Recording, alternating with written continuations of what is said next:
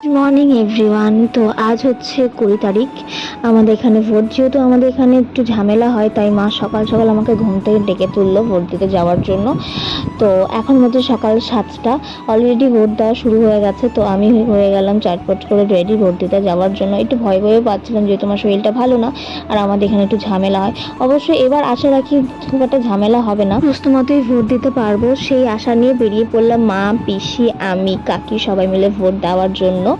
আর আমি না ভেবেছিলাম হয়তো ভেতরে গিয়ে আমি ব্লগ করতে পারবো, কিন্তু আমাকে গেটের সামনেই আটকে দিল, ফোন নিয়ে ঢুকতে দিল না। তা আমি আর বেশি দেরি না করে ভোটটা দিয়েই দিলাম। আমাদের ভোট দেওয়া হয়ে গেছে, আর এই যে খাবার দিয়েছে, খাবার নিয়ে যাচ্ছে। তোর খাবার কই?